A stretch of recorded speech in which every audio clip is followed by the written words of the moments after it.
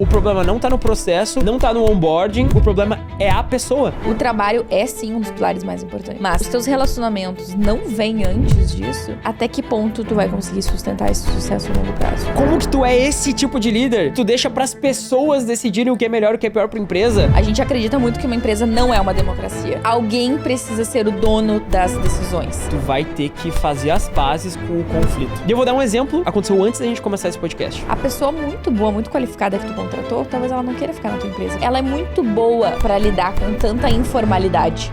Tipo, eu não posso ser inflexível a esse ponto. Eu não posso ser... Eu vou ter que falar. Tira as crianças da sala. Eu não posso ser um líder. Fala, galera! Sejam bem-vindos a mais um episódio do Bolha Podcast. O seu! O meu! O nosso podcast favorito! E me diz aí, meu amor, senhor Leonardinho. Eu mesmo! O que falaremos no sexto e penúltimo episódio de 2024 do Bolha Podcast? Apenas falaremos de 8 lições que aprendemos em 8 anos de Dom. Sim, gente. A Dom fez 8 anos de idade. Loucura. Meu Deus do céu. Não, loucura absoluta. Parece que foi ontem. Loucura absoluta. Desculpa interromper esse episódio, mas se você é dono de agência, eu tenho um recado muito importante pra você. Agora, os ouvintes do Bolha têm 10% de desconto no Agência Organizada. A nossa formação voltada pra gestão e organização de processos internos pra agências. Se você quer saber mais, é só escanear o QR Code que tá aparecendo na tela ou clicar no primeiro link da descrição. O nosso time vai entrar em contato pra te passar todas as informações. Agora sim, de volta pro episódio. Até pra contextualizar um pouco quem tá aí nos assistindo, acho legal a gente falar de maneira muito breve, porque esse não é o tema do episódio. Talvez um dia a gente faça um episódio inteiro sobre a nossa história. Mas acho que é legal dar uma certa contextualização. Muita gente acompanhou, na verdade, o nascimento da Dom, porque eu crio conteúdo na internet desde 2012. Desde que os incas e os astecas dominavam as Sim. terras do Quando planeta. literalmente tudo era mato. Não tinha nem mato. Era tudo A chão terra era batido. sem forma e vazia. A crentaiada que nos acompanha vai ficar louca agora. E aí, a galera acabou acompanhando esse processo, porque em 2012 a Dom não existia ainda, obviamente, porque eu estava na 8ª série, né, do ensino fundamental, mas já criava conteúdo neste mundão, nessa internet. E em 2016 a Dom nasceu. Como que ela nasceu? Na época, eu era estagiária numa agência que não era uma agência específica de redes sociais. A gente trabalhava com infoprodutos lá em 2016. Ah, estagiária? Vacas magras. Eu era estagiária e social media lá nessa agência. Responsável pela criação de conteúdo, que na época não era no Instagram, era no Facebook. Puta merda. Fazia cronograma de conteúdo pro Facebook e tudo mais. Coisa linda, coisa linda. E... Não existia stories nessa época. Não. Quando a Dom nasceu, não existia stories do não, Instagram. existia. Não existia. Não existia. Os stories foram lançados em 2016. Eu lembro que não existia, porque eu lembro do momento que tu me disse, eu vou ter que começar a oferecer stories pros clientes também. Em 2016, quando eu comecei a Dom, né, e logo em seguida veio os stories, não era um serviço que eu oferecia. Então, depois que foi implementado, a gente precisou incluir isso, né? Sim. Mas em 2016 eu era uma pobre estagiária, literalmente uma pobre estagiária. E a minha meta, como eu já trabalhava com criação de conteúdo com as minhas redes sociais, era ganhar como Doris, assim, como influenciadora, a mesma coisa que eu ganhava Como estagiária. Na época, a minha bolsa como estagiária era R$900. E eu queria ganhar isso como influenciadora. Legal. E aí eu tava ali, né? Essa era a minha meta, era o que eu queria fazer até o final do ano, até o final de 2016. E aí, no final de 2016, eu pensei, vou começar a fazer uns freelas, porque eu tinha uma colega minha, que é minha amiga até hoje, e hoje ela tem agência também, a Rafa. Ela era, tipo, minha chefe lá no estágio, e ela fazia, além do trabalho dela lá na agência, alguns freelas pra alguns clientes. Eu pensei, eu posso fazer isso também. Por que não? Por que não? E aí eu chamei uma conhecida minha aqui de Novo Hamburgo e ofereci os meus serviços de criação de conteúdo para redes sociais. Serviços esses que eu nunca tinha feito. Fazia ali na agência para os clientes ali dentro, né? Mas não tinha essa experiência como eu mesma. E aí a Rafa me deu uma orientação, cobra por post e tal. E aí eu fiz uma proposta. Acho que na época era assim, R$10 por post, uma coisa assim. Eu lembro que era por post mesmo. E que eu cobrava. E comecei. E logo como eu já trabalhava nas minhas redes sociais, eu falei que eu tava fazendo isso e começaram a vir outros interessados e logo eu tinha alguns clientes ali. E foi assim que a Dom nasceu. E aí, isso foi ali, tipo, outubro, novembro de 2016. E no dia 1º de dezembro de 2016 foi quando eu abri o meu CNPJ. Abri o CNPJ não só porque eu tava iniciando a Dom e começando a atender alguns clientes, mas também porque eu fechei um contrato fixo como influenciadora digital que me pagava quase o dobro do que eu ganhava no meu estágio. Loucura. E aí, eu não só concluí o ano batendo a meta de conseguir faturar como influenciadora aquilo que eu queria, mas eu também faturava mais porque eu tinha os meus 1 ou 2 clientes ali de redes sociais. Então, foi assim que a Dom nasceu. E aí, o Léo entrou na história no finalzinho de 2017, início de 2018, quando a gente voltou, né? A gente namorou na adolescência. Vocês já estão careca de saber dessa história, né? Mas a gente namorou na adolescência e voltou ali, finalzinho de 2017, início de 2018. E aí, ele começou, aos poucos, a trabalhar comigo. Ele já tinha essa expertise de vídeo. Ele não sabia mexer em câmera, mas sabia edição, né? E aí, a gente foi aprendendo juntos. E nesse momento a gente nem oferecia vídeo pros clientes, era só foto. Não, é que o Instagram, durante muito tempo, não foi uma rede social de vídeo, né? Inclusive, eu lembro, acho que foi ali em 2020 que, tipo, que o Instagram meio que oficializou que agora era uma rede social de vídeo. E a gente ficou apavorado. Sim, tipo assim, meu Deus, o que nós vamos fazer? Como a gente vai oferecer vídeo pros clientes? Não porque a gente não sabia fazer. Eu era fotógrafo, né? Tipo, eu era o fotógrafo da agência, não era o videomaker da agência. Não era nem porque a gente não tinha habilidade pra fazer, mas era assim... Como a gente vai conseguir incluir isso? Porque leva muito mais tempo fazer vídeo do que foto, né? Mas é aquilo, né? A necessidade faz o homem. Exato. E a gente sempre dá um jeito. Sempre dá um jeito. E aí é daí que vem a clássica história do o Léo foi contratado. O Léo recebeu uma proposta pra trabalhar na Dom. Pra vocês verem como investir numa carreira pode dar ROI. O ROI vai valer a pena. Eu investi, fui contratado nessa empresa, entrei como um mero videomaker e hoje sou sócio, entendeu? Se inspirem na minha história. Tô brincando, né, galera?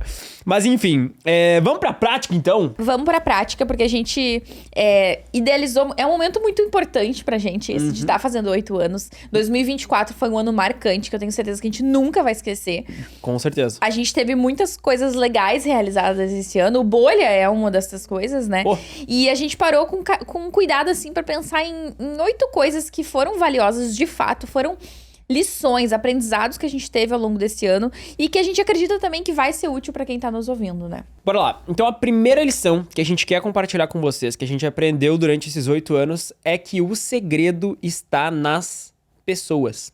Eu acho que talvez esse seja um dos maiores aprendizados. Todos os aprendizados aqui são grandes, né? São importantes. A gente talvez fale isso sobre todos eles? Talvez. Mas é que esse eu acho que foi um que me marcou muito esse ano. Eu acho que eu vi ele sendo praticado e a diferença acontecendo esse ano, né? A gente acordou faz muito tempo pra questão de que não dá pra ser eu presa pra sempre, eu urgência pra sempre. Então, a gente faz um bom tempo que a gente tomou essa decisão de contratar pessoas. Na verdade, eu lá em 2017 eu já tinha 1 ou 2 pessoas que trabalhavam comigo. Às vezes eu não tinha lucro pra poder ter pessoas, porque eu acredito muito na questão do delegar tarefas. A questão aqui que a gente trouxe como lição não é nem essa do delegar, porque delegar é óbvio, tu não vai crescer.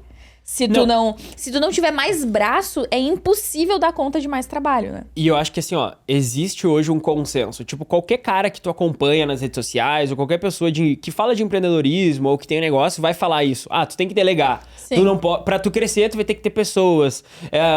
Tu vai ter que ter mais braço na empresa. Só que eu acho que pouca gente fala sobre essa parte crucial do ter pessoas, que tu tem que ter uma pessoa boa no que ela tá fazendo. Delegar certo, né? E assim, eu acho que a galera foca muito no delegar, tipo assim, tu tem que ter um processo. Eu sempre recebi dessa forma, putz, mas o que eu tô fazendo errado na minha delegação, né? Tipo, qual que é o processo que eu tô errando? O que eu não tô fazendo pra essa pessoa que ela não tá conseguindo entregar? Será que é no onboarding dela, eu tô fazendo um onboarding errado? Será que eu não tô sendo claro? Será que eu não tô sendo líder? E acho que esse foi o ano que a gente finalmente caiu na real. Cara, o problema não tá no processo, o problema não tá no onboarding, o problema não tá no trabalho, que é muito trabalho, o problema é a pessoa. É a pessoa. Às vezes, não a pessoa no sentido caráter. Não. Mas no sentido maturidade profissional. Exato. Mas às vezes é no caráter também, né? Mas sim, já aconteceu. Muitas vezes é na maturidade profissional. E eu acho que esse é um ponto relevante que hoje é feio falar nas redes sociais, que existe gente ruim. saca? Tipo, tem gente que é ruim, não quer dizer que ela vai ser ruim pra sempre em tudo. Talvez ela seja, né? Mas existe gente que é medíocre. Existe gente que é ruim no trabalho. E muitas vezes eu tô validando um bom processo com uma pessoa ruim. E aí a gente até anotou pra não esquecer, né? Cara, muitas vezes a gente teve um falso negativo em um processo aqui na Dom que a gente tava validando por ter um time ruim. Porque depois a gente trocou o time e aquele mesmo processo que tava uma porcaria começou a magicamente dar certo. Ou seja, não era o processo que estava errado, não era o processo de onboarding que a gente não estava fazendo direito, não era a nossa estrutura. Que a gente tava vendo que era ruim, né? Olha, não era a quantidade de trabalho que estava demais, era a pessoa que era ruim. Ou às vezes a pessoa não estava no momento certo de estar aqui. Talvez ela vai ser a pessoa boa em outro momento. Isso que eu queria comentar, assim. Eu acho que não só o momento certo de estar aqui, mas eu acho que hoje as pessoas, elas gastam pouco tempo tentando se conhecer profissionalmente. É óbvio que nem todo mundo tem a oportunidade de pensar tudo a respeito, mas eu acho que a gente pode ir atrás de entender aquilo que a gente realmente é bom, aquilo que a gente realmente gosta de fazer. E o que eu vejo é que muitos profissionais estão perdidos. E às vezes acontece da gente contratar uma pessoa dessa que ela não trabalha com aquele mesmo gás da pessoa que sabe que é aquilo que ela gosta de fazer, que tá dedicada, ou que às vezes tem a maturidade já e a experiência profissional que a gente precisa. Então o que mudou o jogo pra nós foi entender exatamente qual é o perfil de pessoa que a gente precisa para aquela determinada função. E tá tudo bem se em algum determinado momento tu tiver a capacidade e tiver no momento de contratar alguém super júnior para contratar essa pessoa do zero, desde que tu tenha consciência que é isso que tu precisa, que a tua empresa precisa no momento. Porque às vezes esse momento pode chegar. Mas o que a gente entendeu foi que para nós, no momento de empresa que a gente vive, não dá pra ser dessa forma. A gente precisa de pessoas que já venham mais prontas. Eu acho assim que, sinceramente, não vale a pena contratar o júnior, na maioria dos casos. Pra mim, aquela frase que a gente já repetiu algumas vezes aqui do empresa sênior contrata júnior e empresa júnior contrata sênior, pra mim é que matou a charada. Exato, mas em algum momento a gente vai ser muito sênior e vai fazer sentido contratar pessoas mais júnior. Ok, concordo, mas eu acho que falta humildade em reconhecer, e eu acho que essa humildade faltou muito tempo na gente, acho que falta um pouco nas empresas de reconhecer que a Dom ainda é júnior, saca? Sim, exato. A gente ainda é um time muito pequeno pra contratar gente júnior e conseguir fazer essas pessoas performarem, saca? Eu vejo que faz muito sentido fazer contratações júnior quando, por exemplo, tu já tem um coordenador, aí tu vai ter um analista, e daí esse analista precisa de um auxiliar, de um assistente, então essa pessoa vai ter essa cadeia de outras pessoas que vão estar ajudando a liderar. Agora, tu, dono da empresa, tendo que lidar com uma pessoa que tá aprendendo do zero, tu não vai ter tempo de crescer o teu negócio e ainda treinar essa pessoa. É muito difícil. E assim, ó, principalmente no início do negócio, tu precisa de gente que vai mexer a roda, que vai pavimentar a estrada junto contigo. Se tu só tem gente júnior, nenhuma dessas pessoas vão fazer isso. Porque geralmente a pessoa júnior, ela não consegue corresponder, valer por ela, sabe? Ela não vale por 1, ela vale por 0,8, 0,7, 0,5. Tu tem que ter muito tempo de treinamento pra que essa pessoa comece a gerar mais frutos. Pra que ela break-even, tá ligado? Pra que ela, assim, entregue o que ela precisa entregar. Sim. Aí ela pode começar a desenvolver. Só que nesse tempo, cara, tu já perdeu meio ano com aquela pessoa e aquele meio ano não volta mais. E é a paz que tu perde, é o tempo que tu perde. Então, assim, acho que a maior virada de chave que a gente teve, e eu não gosto de dizer virada de chave porque não é uma coisa, são várias coisas que nos levaram a isso, né? Mas eu acho que a grande lição desse ano é, cara, não vale a pena contratar uma pessoa júnior. E pessoa júnior tu reconhece por duas coisas: maturidade profissional e valor que essa pessoa recebe. Por exemplo, assim, ó, se eu tô num processo de contratação e eu tô perguntando assim, pô, qual que é a tua pretensão salarial? Ou, quanto é que tu recebe hoje? Me dá uma base pra eu entender. Cara, se essa pessoa recebe muito pouco na empresa que ela tá, é porque ela é júnior. Porque a pessoa dificilmente ela vai estar super... A pessoa que é muito boa, é muito sênior, ela automaticamente ela vai crescer na carreira. E assim, ó, Léo, mas tu pode estar falando isso, mas tu não sabe. Eu conheço fulano de tal que ele não é reconhecido no lugar que ele tá, onde ele trabalha. Tá, mas então assim, ó, é questão de tempo até outra empresa perceber isso e fazer uma proposta e tirar esse cara de lá. Porque o cara que é bom de verdade, ele não fica ganhando pouco e ele não fica, tipo assim, estagnado. Ele cresce. Porque se a empresa que ele tá não tá valorizando ele vai ser valorizado por outra pessoa. E eu sei porque eu fiz isso esse ano. com pessoas. Tem pessoas chave na nossa operação hoje que eu tirei de outros lugares, né? Que a gente, no caso, tirou, né? Então a gente fez propostas, eram pessoas que já não estavam ganhando pouco, né? Já tinha um valor legal, mas a gente poderia valorizar ainda mais e são pessoas que fazem a diferença hoje aqui dentro e que a gente tirou de outros lugares. Então essa coisa do, mas eu conheço o fulaninho, ou eu não sou valorizado no lugar, eu acho que das duas uma. Ou só não deu tempo ainda de alguém perceber isso e te tirar daí, ou tirar essa pessoa desse lugar, ou essa pessoa acha que ela é a chave, mas na real ela não é. Porque isso aconteceu também. E isso é outra lição que a gente aprendeu contratando gente ruim, contratando gente júnior. O júnior, ele tem uma falsa sensação de que ele é muito... que ele faz muito pela empresa, de que ele entrega muito pela empresa. E quando na realidade ele não entrega. Talvez não por se traduz na realidade. Não ter passado ainda por muita experiência profissional, a pessoa não sabe o que realmente é necessário pra chegar em bons resultados. Né? Eu acho que assim, é a imaturidade profissional. Ela acha que o que ela faz é muito, né?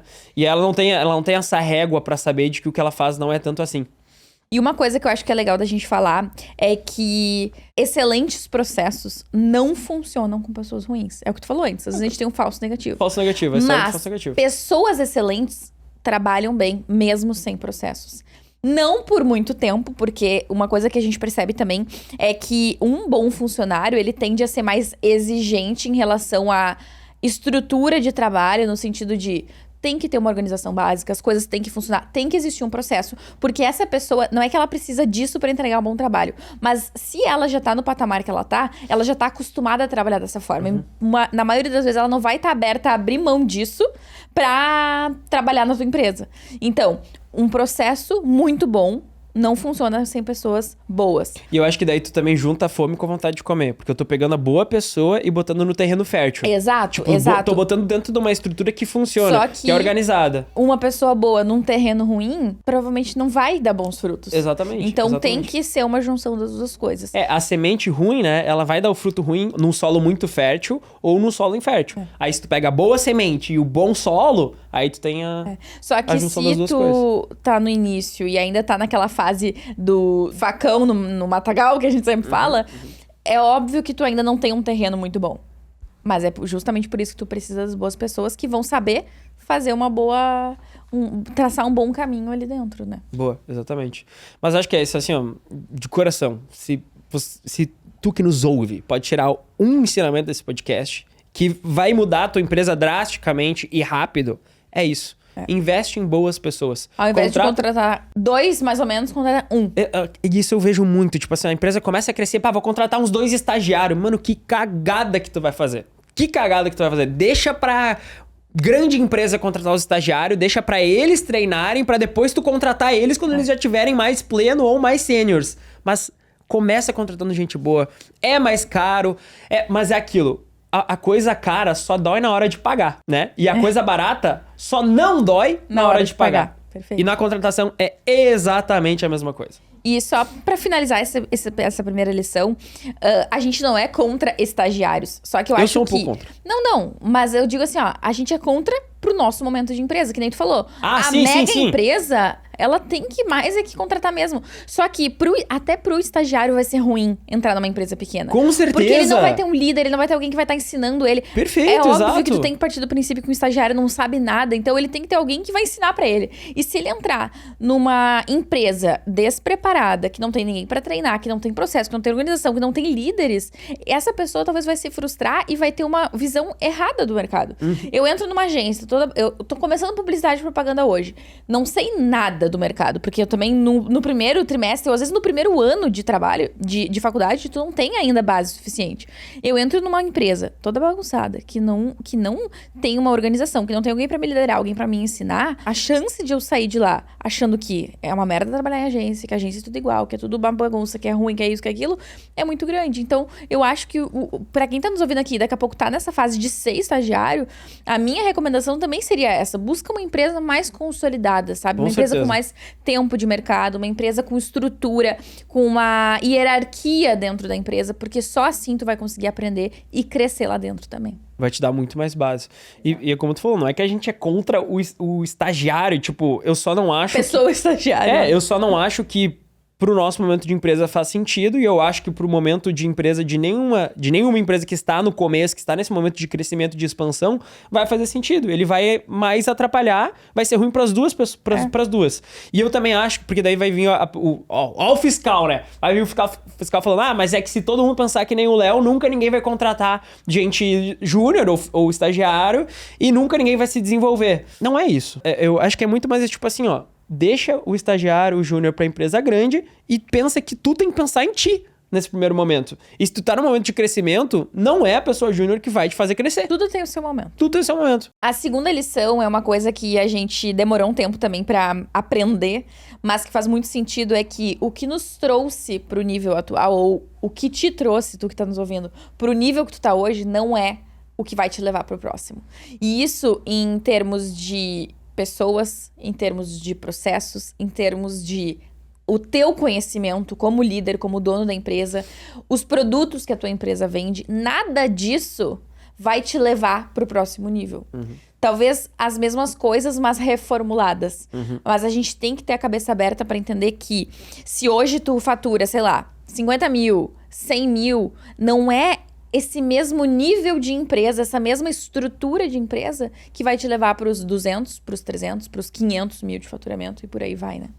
Eu acho que nessa questão, e é uma coisa difícil de fazer, tá? É fácil falar aqui no podcast, é lindo e tal, mas no dia a dia é difícil de fazer. Eu também tenho dificuldade.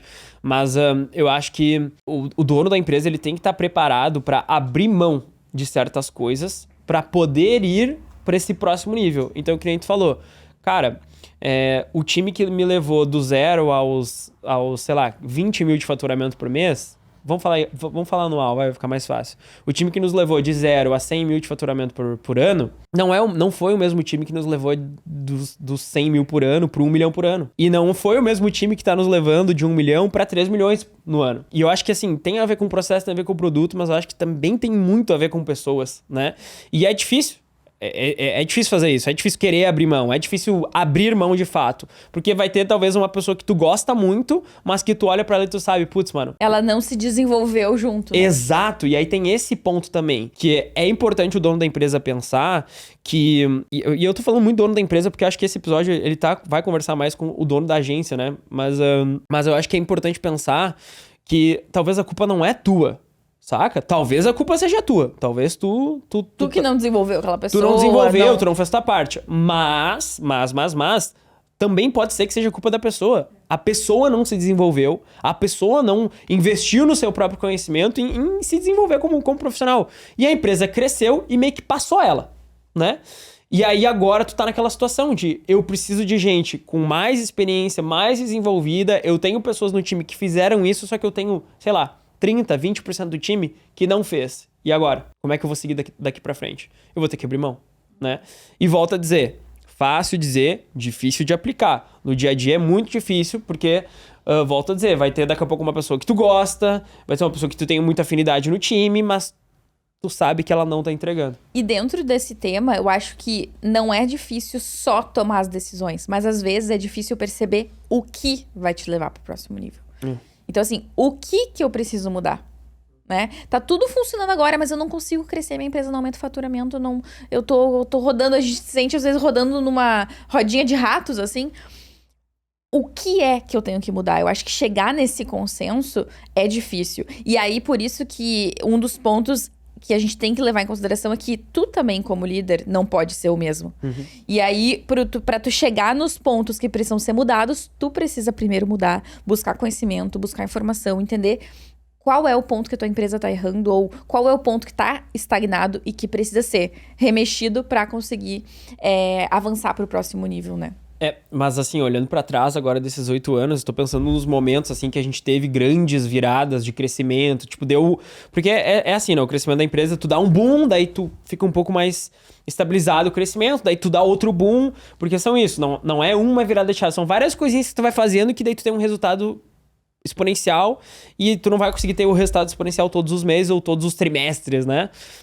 Mas... Tipo assim, eu tô olhando as temporadas da Dom e todas as vezes que a gente teve um grande crescimento, ele veio acompanhado de uma grande mudança no time. Não é 100%, mas sempre teve assim, nossa, mudou 40% do time, mudou 30% do time. Sempre foi uma mudança relevante que aconteceu no time e que acompanhou aquele crescimento. Mas eu acho que antes disso foi uma grande decisão, uma grande mudança como empresa que culminou numa mudança do time. Não foi assim, ó, temos que mudar agora e vamos trocar as pessoas. Não, foi. Temos que mudar. Ok, nós vamos mudar isso. E aí, naturalmente, as pessoas mudam. Sim. Por exemplo, vamos pro presencial. Vamos pro presencial, verdade. vamos ter que ter escritório presencial, beleza. Foi nessa ordem mesmo. Mudamos pro presencial. As pessoas que estavam no home office, nem todas se ajustam àquilo. Aí daí é aquilo, né? O que fazia sentido antes, agora já não Começa tá a fazendo não fazer mais sentido. mais. E aí a gente, como dono da empresa, sabe que aquilo é o que a gente precisa fazer. Exato. É pra esse lado que a gente tem que caminhar. Mas agora, quem nos levou até aquele nível ali, né? Quem veio com a gente até aquele nível não vai ser quem vai ir pro próximo. Porque às vezes a pessoa também não tá disposta. Exato, Entende? exato. Ah, não, agora que é presencial pra mim não faz sentido. Tá, Exato. beleza.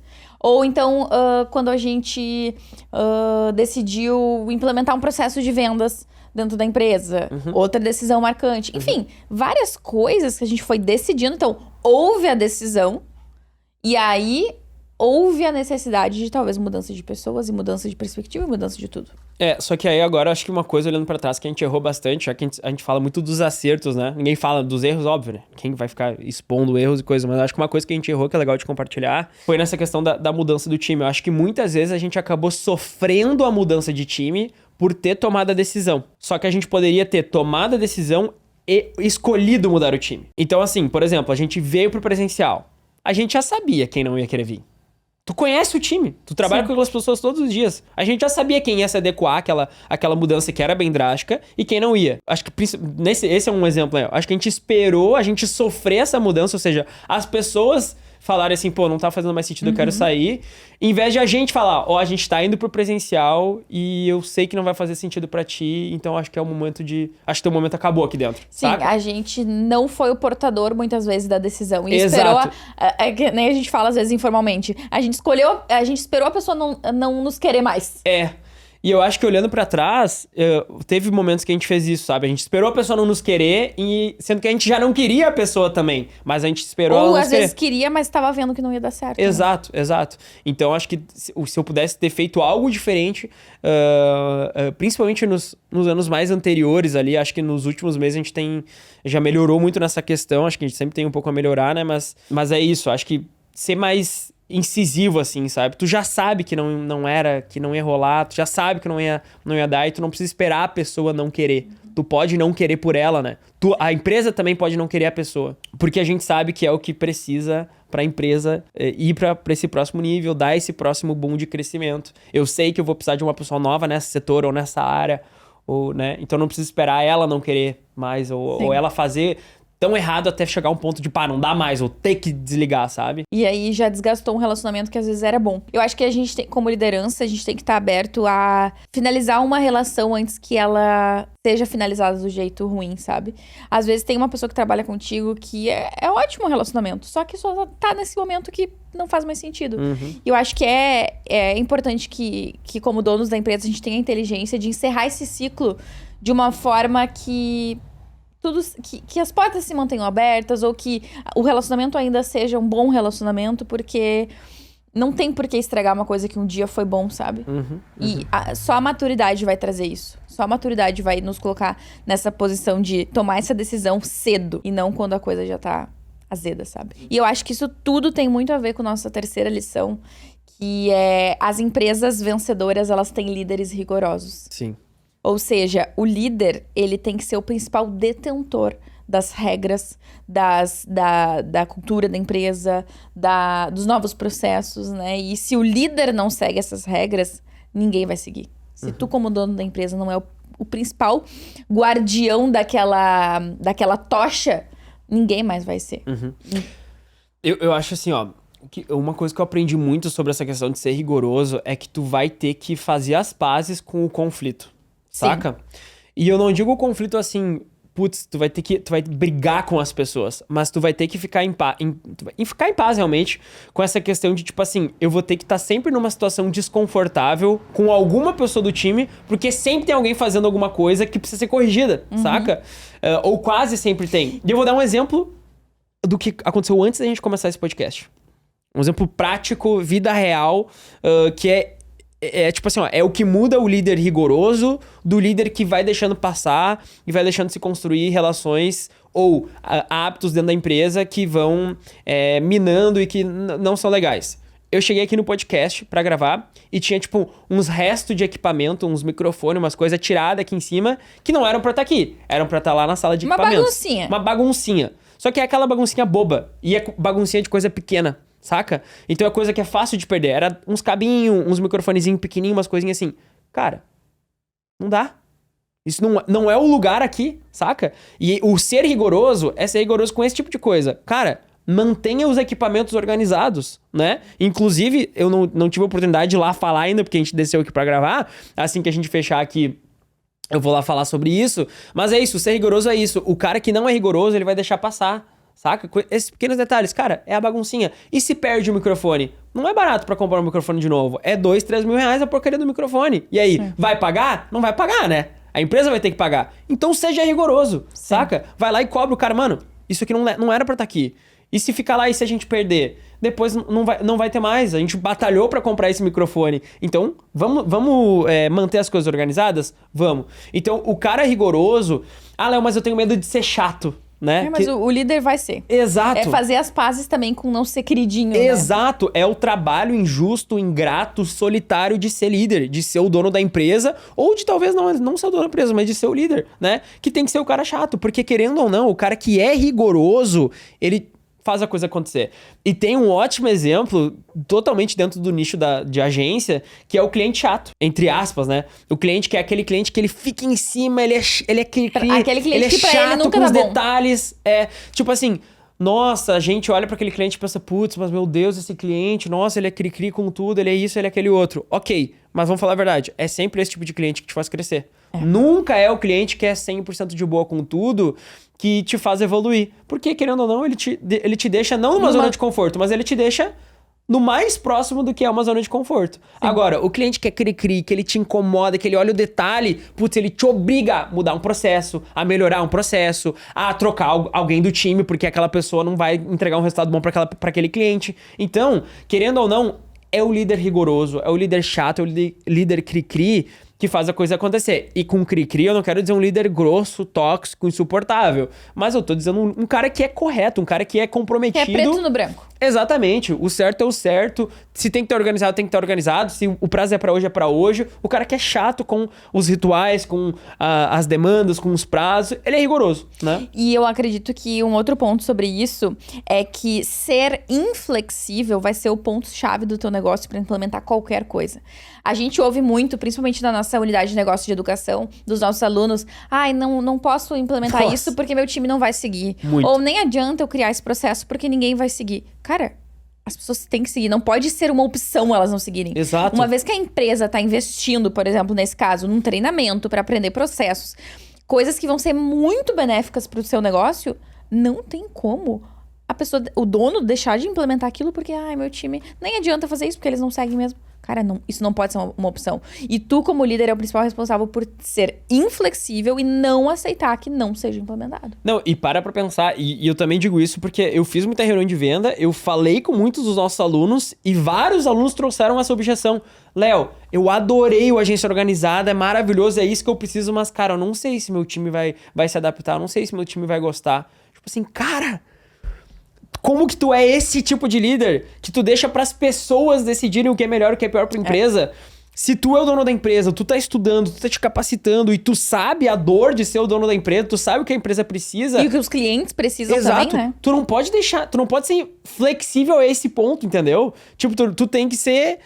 nesse sentido, tu tem que ser, tipo, faca na bota, mano. É isso que a gente vai fazer e acabou. Tipo, Exato. Tu não tem a escolha de, eu acho que esse processo é legal ou não é legal. Mano, se o processo é bom, a gente vai seguir. Exato. A gente vai fazer acontecer, a gente vai implementar. Óbvio que eu não falei isso pra nenhum deles, né? Porque eu não vou falar isso pro cara sem ele me dar essa abertura. Mas como aqui eu tô no meu podcast, eu falo o que eu quero, é isso que eu penso, saca? Tipo, eu não posso ser inflexível a esse ponto. Eu não posso ser...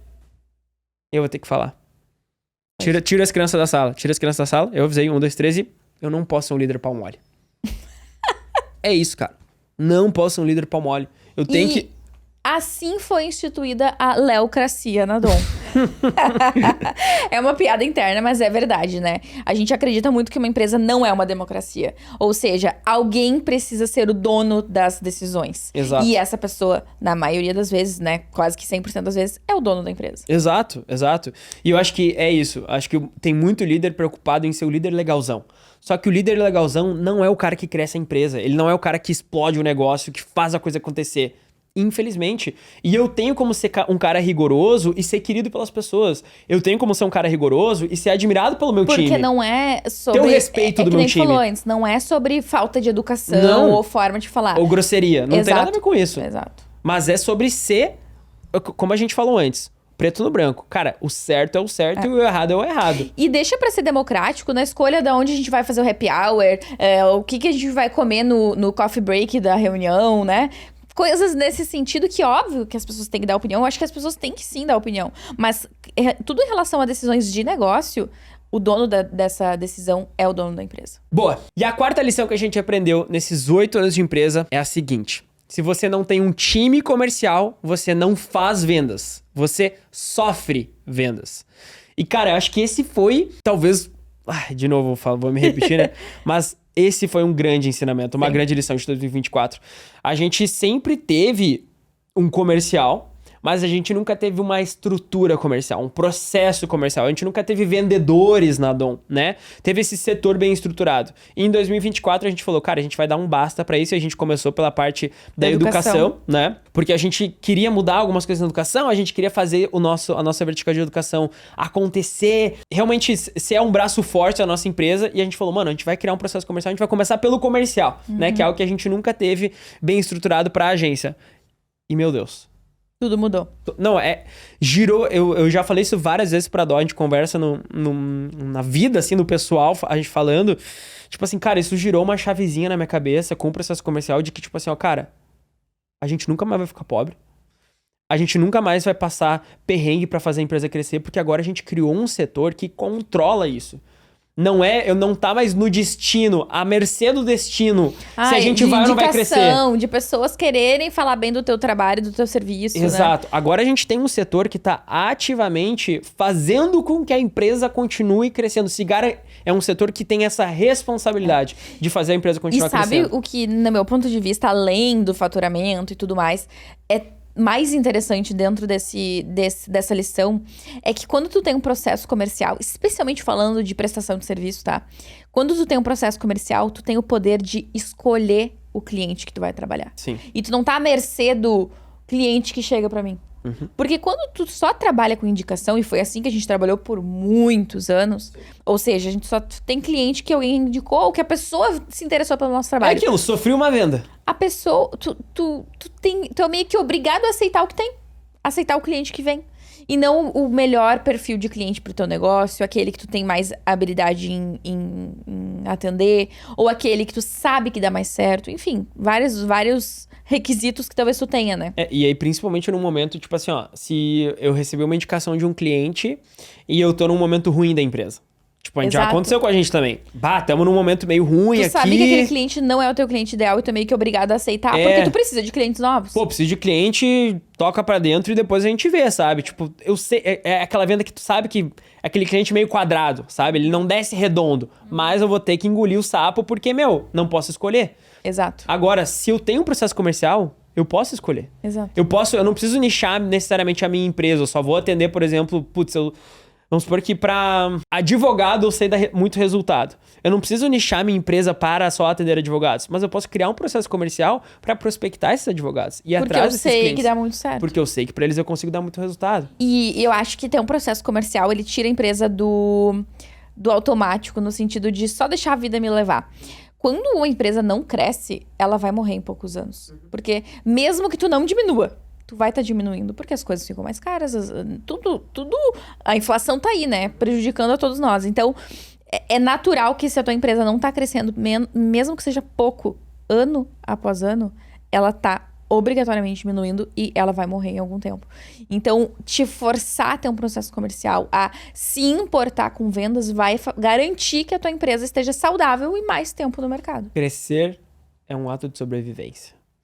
Mas essa questão de vendas, eu acho que é importante também, além de ter o processo de vendas, ter esse setor, né, e levar isso muito a sério, eu vi uma frase de alguém falando, tipo assim, ó, que tipo, vendas é o coração da empresa. E depois de ter um processo de vendas, eu me dei conta de que é exatamente isso. Tipo assim, ó, vendas ela é tipo o oxigênio pra empresa, saca? Tipo, sem esse setor, a gente não respira. A gente tá sempre tipo, meu Deus, como é que vai ser o próximo mês? Como é que vai ser o próximo mês? Como é que vai ser esse ano? Agora, com vendas, tu respira. E aí tem um outro ponto aqui que eu acho bem importante citar, que é a questão de, tipo, ter uma cultura agressiva de vendas, saca? Tanto que a gente fala bastante da agência organizada, já falou algumas vezes aqui no Bolha Podcast, né? E já saibam, se tu cair numa reunião, a gente tem uma cultura agressiva de vendas. A galera... Tu vai comprar. A galera vai atrás de ti, a galera vai te ligar, eles vão te mandar WhatsApp. Porque é isso, mano. A gente tem que correr atrás, realmente, fazer a coisa acontecer. E pra isso tem que ir atrás do cliente. É até a última ligação, é até a última mensagem, até o último dia. Então, assim, não só ter uma cultura, não só ter um setor de vendas, mas ter uma cultura agressiva de vendas. A tua empresa tem que respirar vendas. E sem contar que é muito legal. Pô, vendas é gritaria, bateçada de sino, festa. E, cara, é muito massa. É muito massa. Assim, é uma coisa que mudou a energia da empresa. Sim, depois que a gente teve esse setor. E não só pra quem trabalha com as vendas, mas pra todo mundo. Exato. Tanto que a gente já tá até pensando em como é que a gente vai separar, né? O operacional e o comercial. A galera de vendas é meio barulhenta, o restante da galera fica meio de cara. Exato, a galera tá lá criando, tentando pensar uma estratégia e o outro tá lá, vamos fulano e tal, parabéns, seja bem-vindo à agência organizada. Então, mas é demais. Só que não só de vendas vive um negócio. E isso nos leva ao nosso quinto ponto, nossa quinta lição. Exatamente. Que é o seguinte, um processo comercial, ele te leva mais rápido pro teu objetivo. Mas processos de gestão vão te levar mais longe. Ou seja, não adianta vender que nem louco e não ter o que fazer com esses clientes, não conseguir atender esses clientes, não conseguir dar um bom suporte e oferecer um bom serviço, um bom produto, enfim, né? E eu acho que daí esse crescimento focado só na venda, ele não é sustentável a longo prazo. Exato. Porque aí tu te queima no mercado. Exatamente, era o que eu ia dizer. Tu te queima no mercado. Tipo assim, tá, eu vou ter só venda, mas daí quando chega na operação, na hora de entregar... Eu não satisfaço É uma bagunça, cliente, né? É desorganizado, eu não consigo entregar um bom resultado pro cliente. Cara, vai adiantar? Tu vai crescer, porque se tu tá vendendo, tu vai crescer. Não adianta, né? Tipo, se eu só vender, eu vou inevitavelmente crescer. Mas agora, será que vai ter longevidade o crescimento que eu tive no ano, ou em 2, 3 anos, ou nos meses, enfim? Provavelmente não, né? Ou eu vou crescer a custo de torrar a minha empresa com um monte de cliente, né? Vai valer a pena? Cara, nossa visão não. Então, assim, ao mesmo tempo que eu tenho que ter uma cultura de vendas muito forte e muito agressiva, eu também preciso ter uma cultura de gestão de processo, de criação de processo, de organização interna, para garantir que depois que aquele cliente entrou, ele vai ter uma boa experiência, ele vai ter um bom produto, ele vai ter um bom serviço, uma boa entrega, né? E para fazer isso, eu preciso ter processo, eu preciso ter um bom produto, obviamente, e eu preciso ser um bom gestor. Perfeito. Só que para fazer boa gestão, eu tenho que ter processo que me permite auditar essa operação, né? E tu que é o cara dos processos aqui na Dom, como que tu explicaria rapidamente, assim, pra galera que tá nos ouvindo, o que é um processo, ou como encabeçar um processo, tipo... Porque tem muita gente que tem uma empresa que a pessoa só foi fazendo aquilo que ela sabia fazer e não sabe o que fazer a partir de agora. Tipo, como eu começo a criar um processo? O que é um processo? Porque eu acho que essa palavra é tão comum nesse mercado e eu acho que ninguém, de fato, para pra explicar como começar a fazer isso, sabe? Eu acho que eu definiria processo, tipo assim, ó, o processo, ele nada mais é do que a padronização de algo que tu vê que acontece recorrentemente na tua empresa. Tá. Então, por exemplo, se todos os dias a gente tá fazendo reuniões de vendas, eu consigo criar um processo pra minha reunião. Certo? Porque todo dia acontece reunião de vendas. É tipo um padrão, um to-do list pra aquela tarefa ser executada. Eu não diria que é um to-do list. Talvez parte do processo tenha um to-do list. Mas é mais tipo assim, ó, é a padronização da execução de alguma tarefa que acontece várias vezes no mês, ou na semana, ou às vezes no dia, né? Reunião de vendas acontece, a gente chega a fazer, sei lá, 24 reuniões em um dia de vendas. E para tudo que acontece mais de uma vez, ou acontece repetidas vezes num dia, no mês, na semana, tu consegue criar um processo, que é o quê? O padrão de execução daquela tarefa. Então, vamos pegar o exemplo do processo de vendas, né? Eu consigo criar um processo comercial para fazer a reunião de vendas com o meu cliente. Como que vai ser esse processo, né? Eu vou sempre começar fazendo um alinhamento de expectativas. No nosso caso, a gente sempre começa com uma quebra de gelo. Sempre, toda reunião de vendas vai começar com uma quebra de gelo. Depois a gente vai para sempre um alinhamento de expectativas. Como é que vai funcionar a reunião? Depois eu vou ter sempre uma etapa de questionário. Eu vou sempre fazer um questionário com o meu cliente, entender se ele tá no momento, entender sobre o negócio dele é importante pra gente saber se a nossa solução encaixa. Depois, a quarta etapa é sempre fazer a parte da apresentação, ou seja, apresentar o produto com o PDF na tela. Tá, que PDF? É sempre o mesmo? Óbvio, é sempre o mesmo. Então vai ter um PDFzinho. Então, tu vai criando processos. Perfeito. Que são esses padrões de execução daquela mesma tarefa. Assim como a gente, um tempo atrás, criou os processos de criação de conteúdo. Exatamente. Então, como é que se começa a fazer um conteúdo? Exato. Sempre faz. Primeiro tal coisa, depois aquela outra coisa. Exatamente. E o processo, ele vai nos mínimos detalhes. Por exemplo, a gente tem um padrão de onde a pessoa coloca a legenda lá dentro do ClickUp, que é a plataforma que a gente usa hoje para fazer organização interna. Existe sempre um padrão de onde ela vai colocar se aquele conteúdo é topo, fundo ou meio de funil. Existe sempre um padrão, existe um padrão de organização daquelas publicações. Então elas ficam todas como se fosse um packzinho, né? E aí dentro da agência organizada a gente dá mais detalhes sobre isso, link na bio. Mas existe esse padrão de organização de onde que ela vai subir aquelas publicações que ela tá fazendo. Então isso é o quê? Isso é processo. Perfeito. Outra coisa que é processo. Terminei a minha parte, como é que eu faço essa passagem de bastão? Eu sou planejamento de conteúdo, eu escrevi todas as legendas, montei todo o planejamento desse mês. Como é que eu passo esse bastão pro designer pegar esse planejamento? Existe um processo para isso. Onde é que é? Eu tenho que mover essa tarefa para tal lugar e atribuir o designer. Então, esses são os processos. Perfeito, né? perfeito. É esses padrões de execução. E aí, o líder rigoroso, ele entra nessa parte de processos, garantindo que o time está executando esse processo. Saca? Então, o cara que é rigoroso, ele não vai deixar passar o time que não faz o processo do jeito certo. Né? Então, aí entra o papel do líder que é chato com esse tipo de coisa. E por que a gente fala que uma empresa que não tem processos de gestão é uma empresa que não vai muito longe? Porque ela é uma empresa desorganizada. Então, ou ela vai perder informações importantes no caminho, vai perder prazo, vai deixar cliente insatisfeito, ou vai acontecer aquilo que a gente falou na primeira lição, que é a pessoa muito boa, muito qualificada que tu contratou, talvez ela não queira ficar na tua empresa, porque ela é muito boa para lidar com tanta informalidade, né? Com tanto processo mal feito, ou processos que não existem. Então, a pessoa, ela sabe que ela com uma coisa melhor, um trabalho mais confortável, de certa forma, para ela poder ser tão boa como ela é, sabe? Então, a empresa que não tem processo, que é desorganizada, ela não vai muito longe porque nada vai dar certo por muito tempo. Porque conta muito com a sorte. E eu acho que a questão dos processos também vai dar inteligência pra tua empresa. Tipo assim, inteligência de dados e inteligência de processo como um todo, né?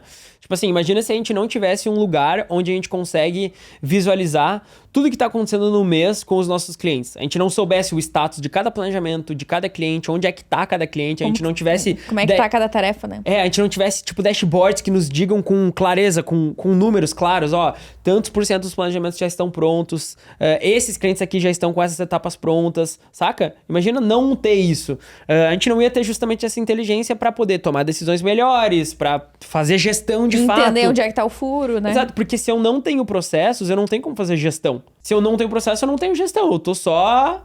Tá todo mundo no modo faça você mesmo, do it yourself, tá Sim, ligado? É verdade. Tipo assim, e no modo do it yourself, tu não faz gestão. Tu só vive o mês, tu conta com a boa vontade de todo mundo, de que tá todo mundo fazendo É verdade.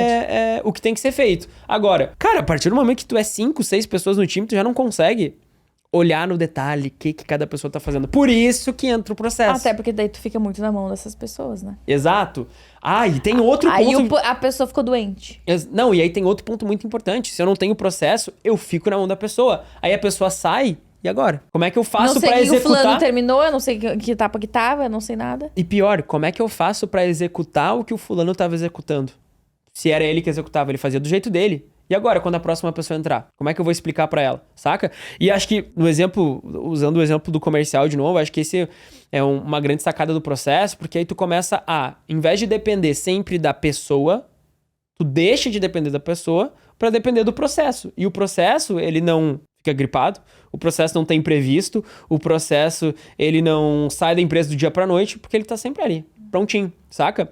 E ele te dá essa segurança também. Eu não vou depender sempre da melhor pessoa da história, porque se eu tenho um bom processo, bom redondinho, a pessoa seguir, a coisa vai andar, a coisa vai acontecer, né?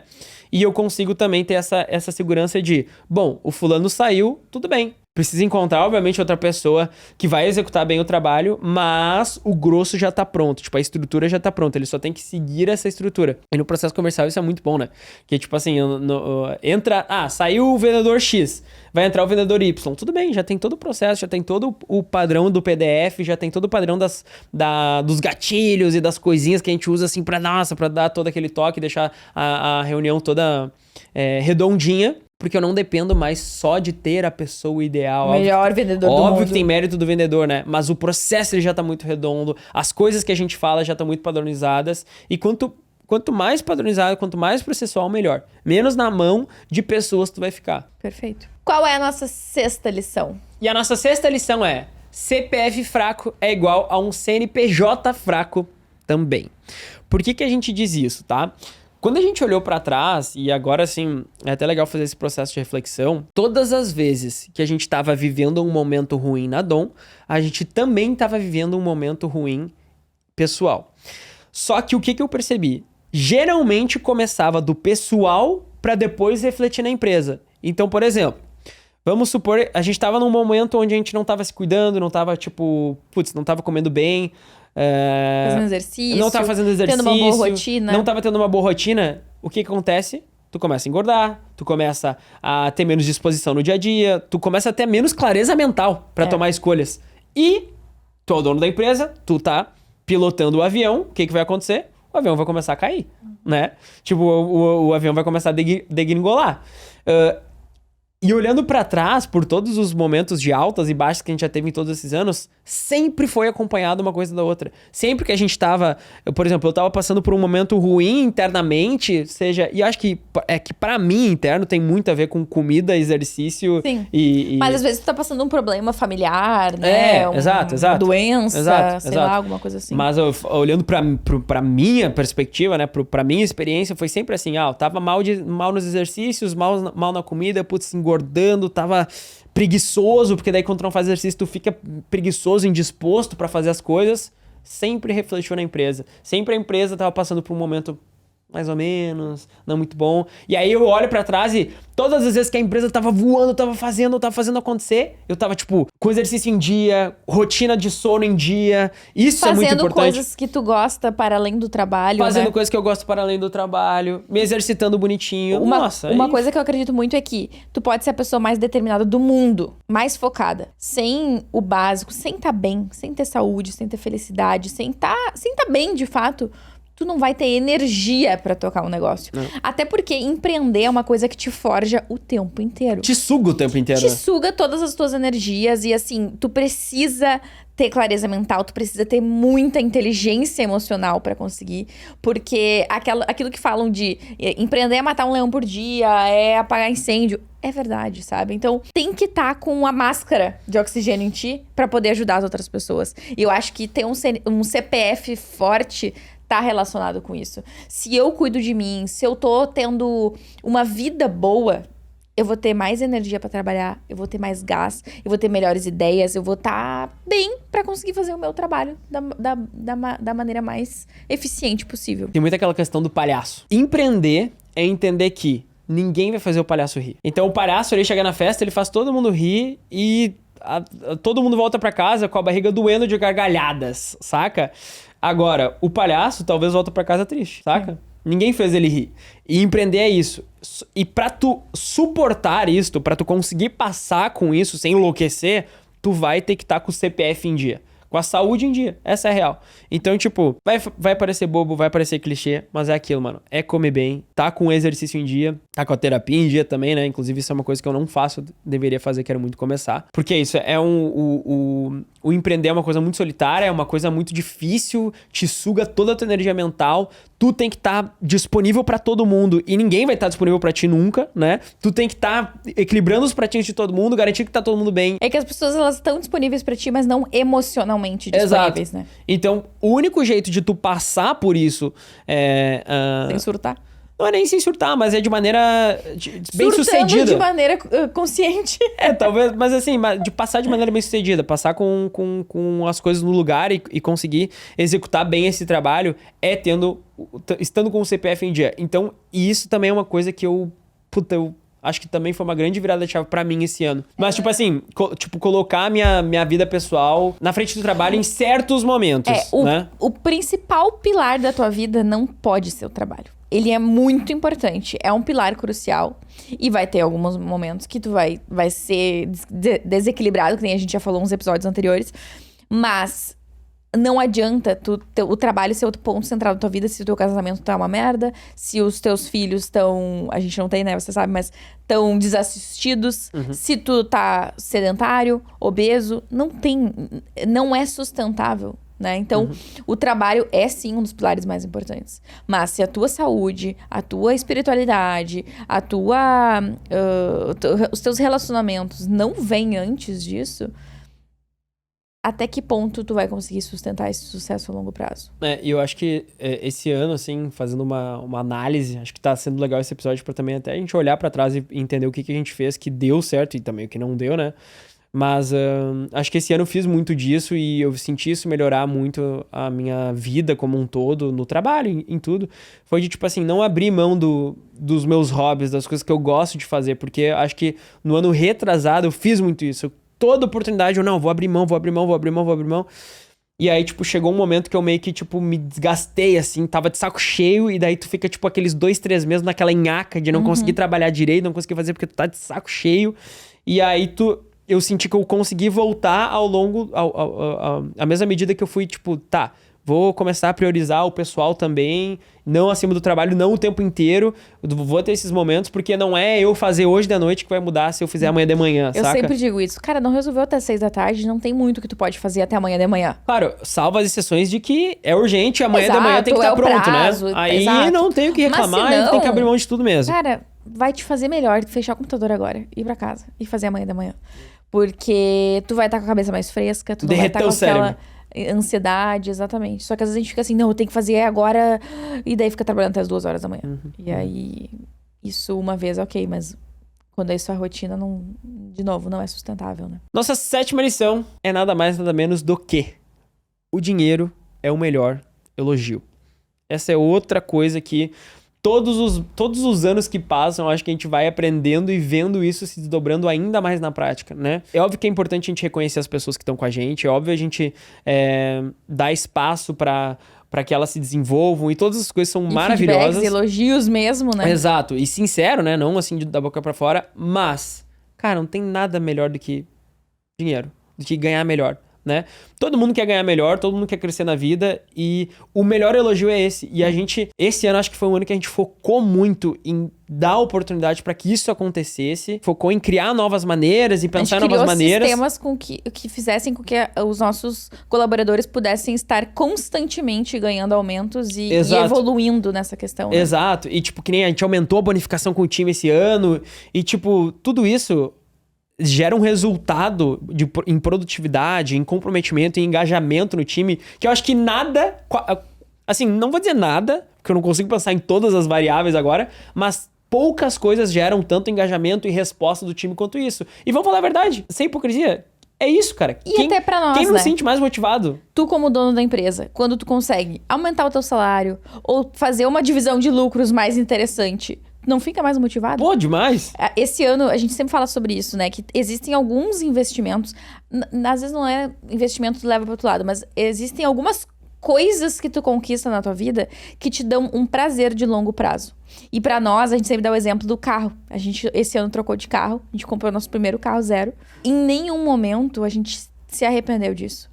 E foi uma coisa que deu um gasto tão grande pra gente trabalhar, que dura meses, já faz vai fazer 1 ano que a gente trocou de carro, e a gente ainda pensa, meu Deus, a gente trocou de carro, que legal, vamos trabalhar mais. Tipo, deu muita energia pra gente querer conquistar outras coisas pra que a gente quisesse trabalhar mais, porque além de tu querer trabalhar mais pra conquistar as próximas coisas, é quase que um sentimento de gratidão, de tipo, cara, meu eu do passado conquistou isso, Sim. sabe? Eu acho que é muito a sensação do tipo assim, ó, cara, tá valendo a pena. Exato. Nossa, tá valendo a pena tudo que eu tô sacrificando, tipo, tudo que eu tô abrindo mão pra me entregar pro negócio, sabe? E, tipo, o trabalho, ele realmente tá E devolvendo. aí tu vê os teus colaboradores podendo fazer isso também. Comprar um carro, comprar um apartamento, mobiliar uma casa. São coisas que tu começa a perceber que tu tá, de fato, influenciando a vida dessas pessoas.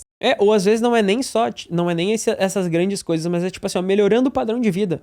Putz, antes eu Tô podendo tinha... levar minha mulher pra jantar.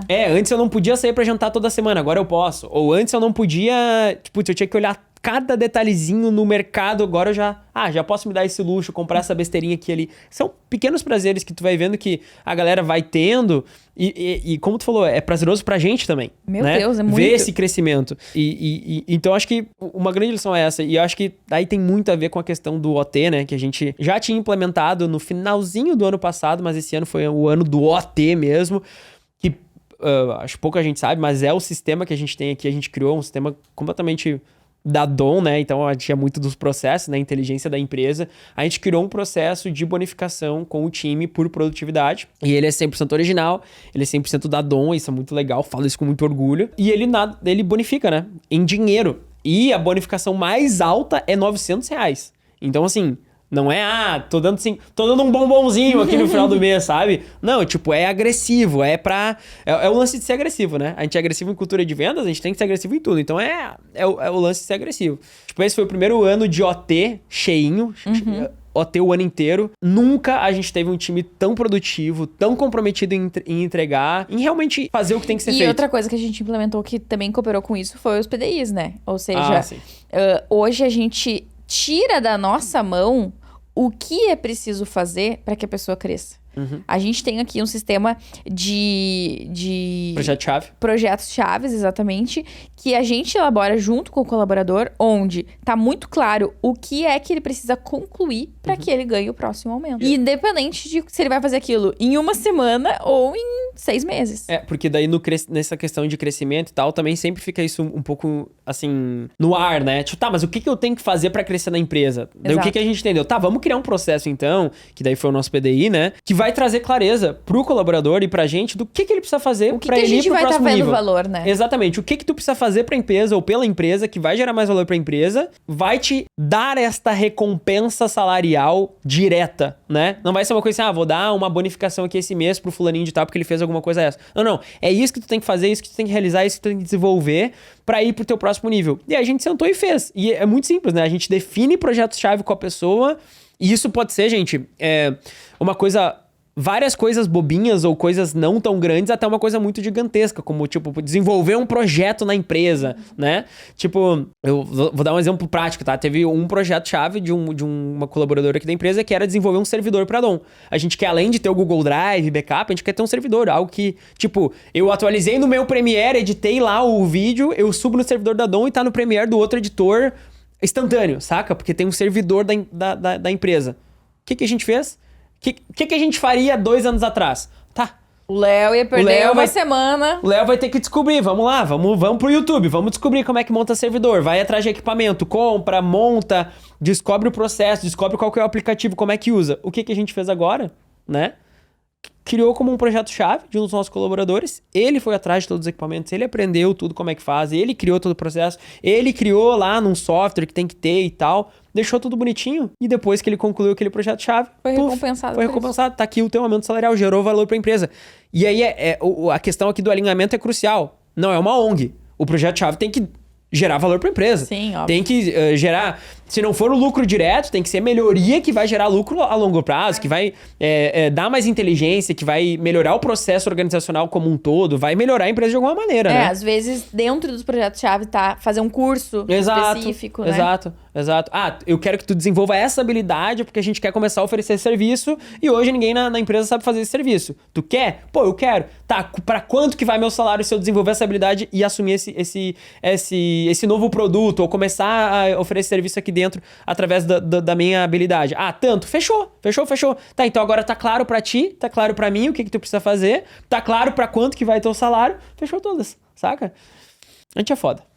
Desculpa falar aí. Tá se controlando os palavrões. Eu tô me controlando porque eu recebi esse feedback. Eu falo muito palavrão e eu concordo, tá? Não sei quem deu esse feedback, mas obrigado pelo feedback. Eu concordo.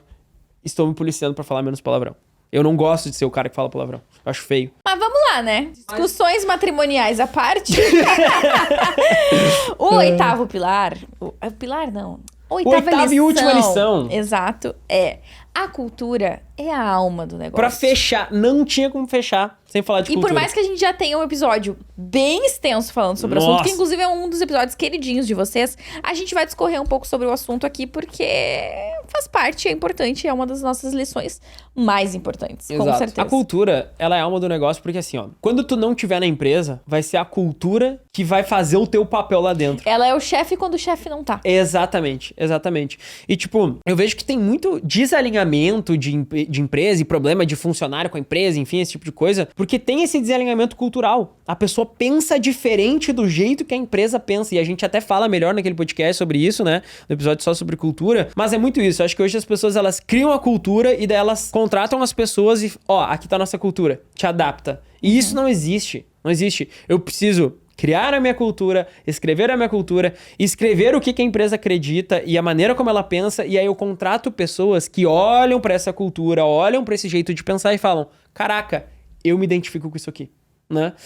E esse que é o equilíbrio que a gente encontrou esse ano, né? E ao longo desses 8 anos a gente penou muito, a gente bateu muito nessa tecla a gente vai criar a cultura e as pessoas vão se adaptar. Elas vão comprar essa ideia. Elas não vão comprar ideia nenhuma. A gente não vai enfiar a goela abaixo. Ninguém vai mudar por causa da empresa. As pessoas não mudam pelo relacionamento, na maioria das vezes, elas também não vão mudar por causa da empresa. Então, constrói a cultura, escreve o que tu acredita, deixa claro e contrata pessoas que estão alinhadas com aquilo ali desde o dia zero. 80% dos problemas culturais vão ser resolvidos aí. Aí os outros 20%, aí tu resolve aí é gestão, aí no é feedback, no processo, é verdade. né?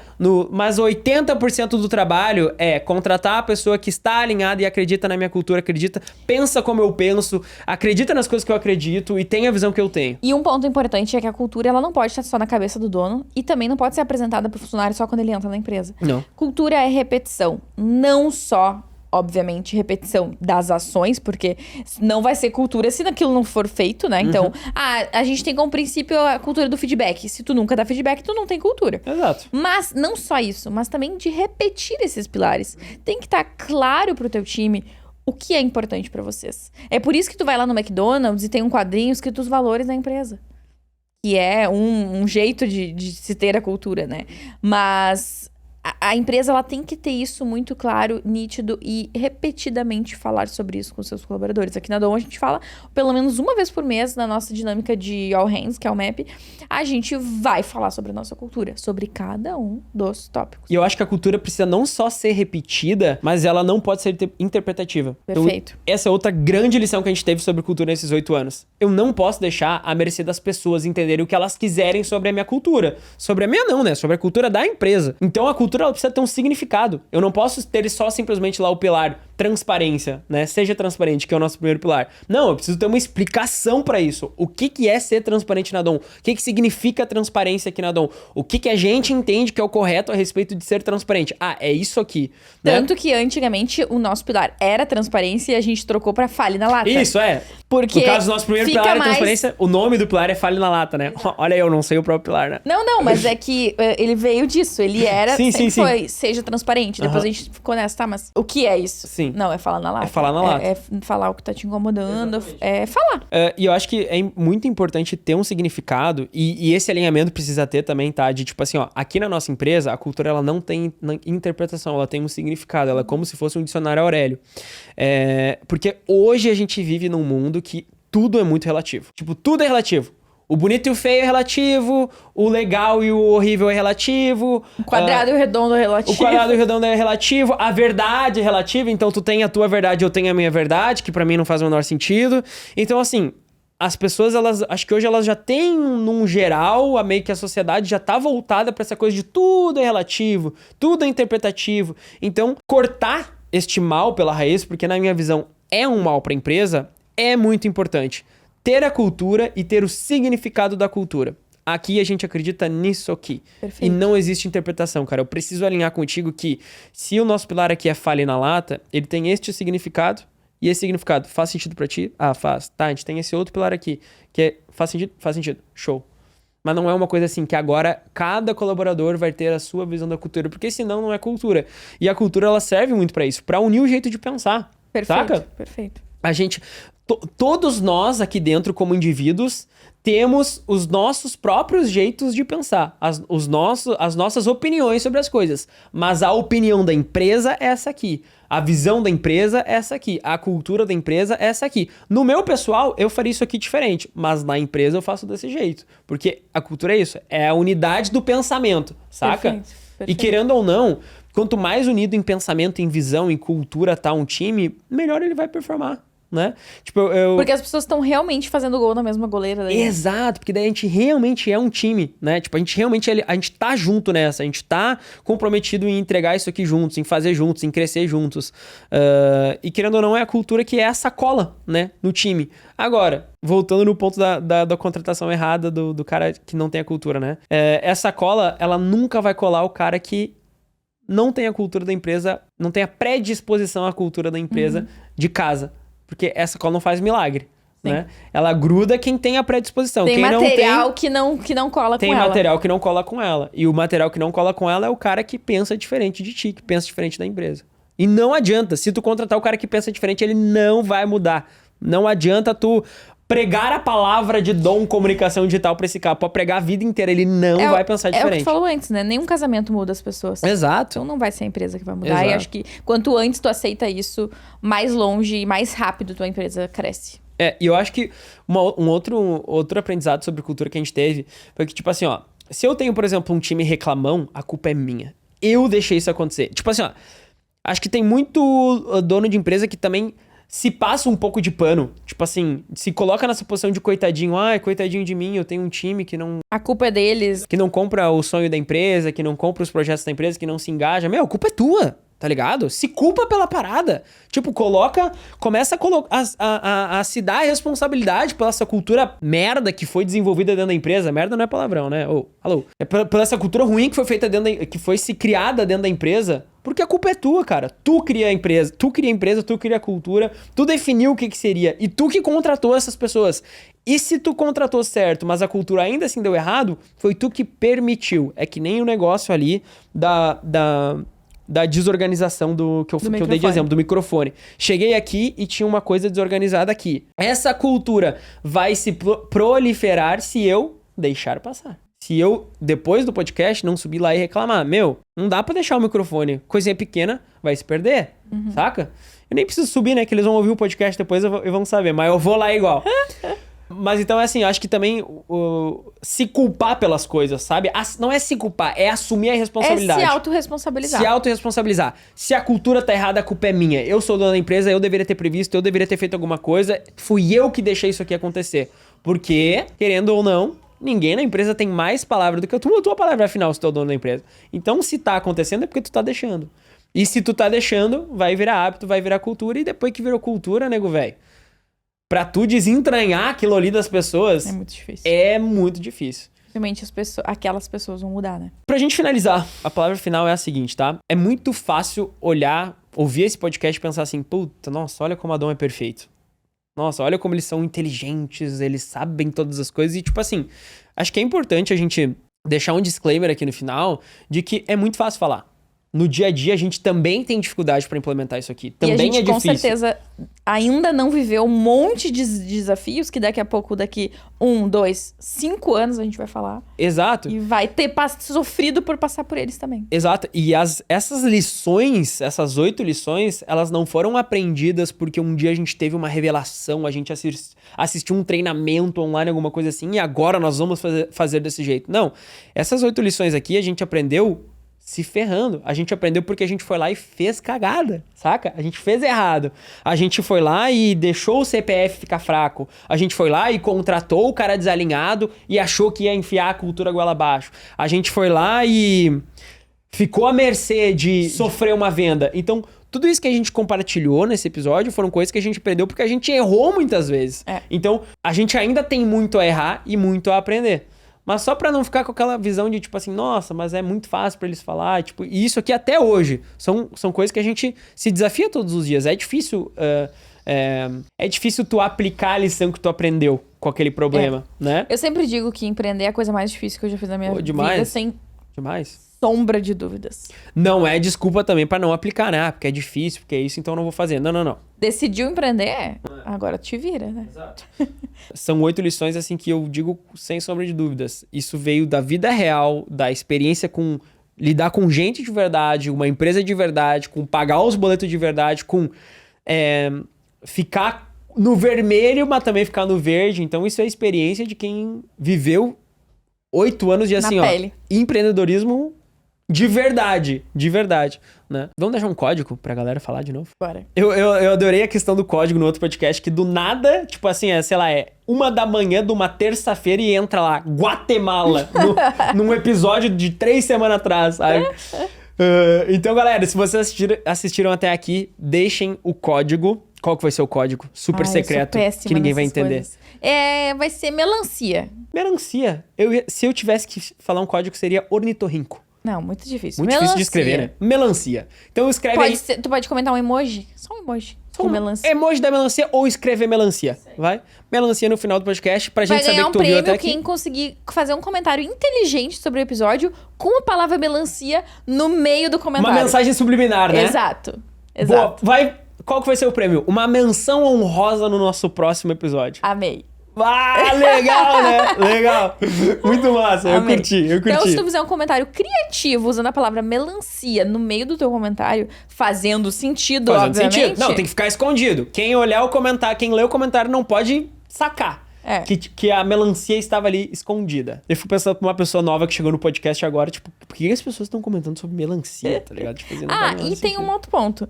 Se tu quiser nos ajudar aqui numa pesquisa e comentar aqui embaixo aonde tu nos ouve, seria muito legal pra gente. Tá ouvindo no YouTube, Spotify, Apple Music, enfim. Comenta aqui embaixo qual é a plataforma que tu costuma ouvir o Bolha Podcast pra gente saber. E não só qual a plataforma, mas se tu ouve a gente ou se tu ouve e assiste a gente. Porque isso é importante pra gente saber também. Não se esqueçam de seguir o Bolha em todas as redes sociais e a gente se vê no próximo episódio. Valeu, galera! Tchau, gente. Até mais.